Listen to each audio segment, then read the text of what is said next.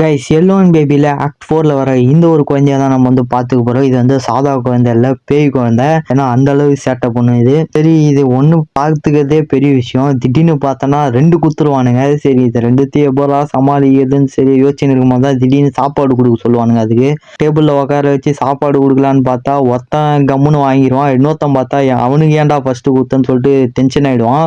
அவனை வேற இடத்துல போய் உட்கார வைக்க சொல்லுவானுங்க. சரி, உட்கார வச்சுட்டு வந்தால் திடீர்னு கதவு சாத்திடுவான். அவனை தேடி போவேன். அதுக்கப்புறம் என்னதான் ஆச்சுன்னு ஸ்கிப் பண்ணாமல் பாருங்க. இது வேற ஒன்றுங்க, இதை எடுத்து நான் சாப்பிட்டுங்கிறேன்.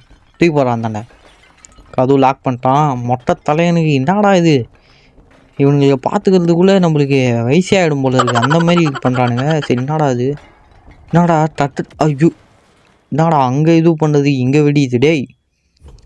இதுவும் லாக்டா. எப்படா அவன் தம்மா தூண்டுன்ட்டு எப்படா அவன் லாக் போடுவான்? அந்த குரோபர் எல்லா கேம்லேயும் இருக்கும். சரி, இப்போ வந்து என்ன பண்ணுவோம், அப்படியே போவோம் உள்ளே வந்ததுமே எங்கே ஒன்றுமே இல்லை. கொஞ்சம் வேகமாக தான் மறுபடியும் ஒருத்தன் ஓடுறான். பின்னாடி அவன் சவுண்டு கேட்குது. சரி, அப்படியே போவோம். எப்போ அடி மேலே அடியாக ஊதிடா நம்மளுக்கு மட்டும் டேய். சரி, எங்கே அந்த குட்டி 2வது குட்டி சாத்தா எங்க?